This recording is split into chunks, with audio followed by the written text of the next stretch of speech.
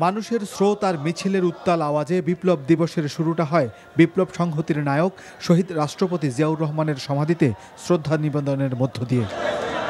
রাজধানীর বিভিন্ন প্রান্ত থেকে শহীদ জিয়ার মাজারমুখী মানুষের ঢল ছুটির দিনের রাস্তাকেও করে তোলে জনাকীর্ণ। ছাত্রদল, যুবদল, স্বেচ্ছাসেবক দলসহ সর্বস্তরের নেতাকর্মীদের উচ্ছ্বাসে ভরে ওঠে জিয়া উদ্যান চত্বর। শহীদ জিয়ার মাজারে ফুলেল শ্রদ্ধা নিবেদন করেন বিএনপি মহাসচিব মির্জা ফখরুল ইসলাম সহ দলের স্থায়ী কমিটির সদস্যরা।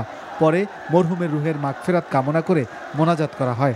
মির্জা ফখরুল বলেন, বিপ্লবের চেতনাকে ধারণ করে এগিয়ে যেতে হবে সামনে। ১৯৫২ সাল থেকে তিনি বহুদিনের গণতন্ত্র নিয়ে আসেন, বাংলাদেশ থেকে সমৃদ্ধ সুখী গণতান্ত্রিক রাষ্ট্র হিসেবে নির্মাণ করার জন্য শহীদ জিয়াউর রহমান যে ভিত্তি স্থাপন করেছিলেন, সেই ভিত্তি পরবর্তীকালে বাংলাদেশের সামনের দিকে এগিয়ে নিয়ে যায়।